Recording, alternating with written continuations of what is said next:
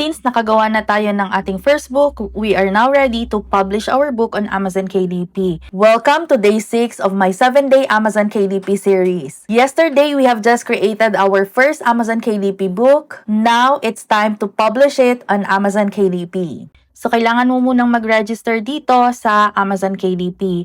So, dito sa paperback details, kailangan mong ilagay yung information like book title, you must add the author name, laglagay mo dito yung description. For publishing rights, I own the copyright and I hold necessary publishing rights. For the primary audience, primary marketplace, choose the right category. You must add the keywords na related dun sa book na binibenta mo. You add the publication date. And then after that, you just have to save and continue so we can proceed to the next step, which is yung content ng ating Amazon KDP book. Now we're ready for the paperback content. Since wala akong sariling ISBN, kailangan yun for the barcode ng ating book. Piliin lang ninyo yung Get a Free KDP ISBN.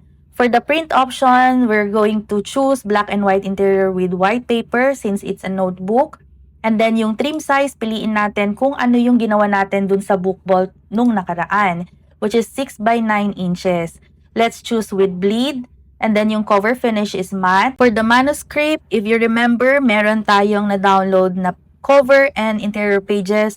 Ang manuscript is yung interior pages. So, yun yung i-upload natin dito. And then, you also have to upload your book cover. And after that, kailangan mo ilagay dito if you have used AI-generated content.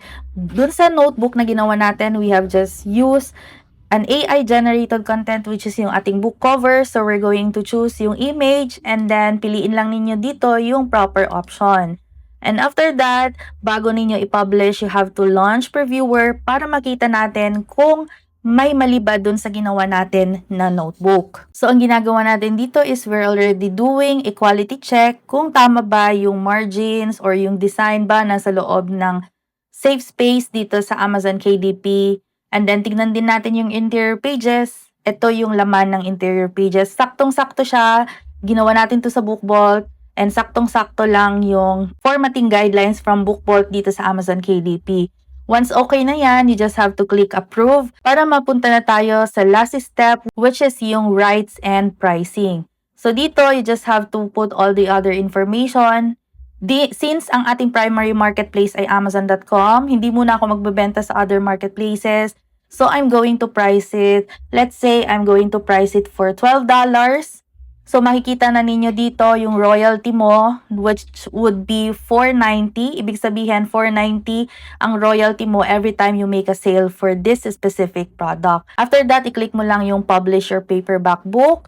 Hintayin mo lang yung email ng Amazon KDP within 72 hours para malaman mo kung approved na at live na yung book mo sa Amazon. In the next video, we're going to talk about how to market your book and how to get your first sale.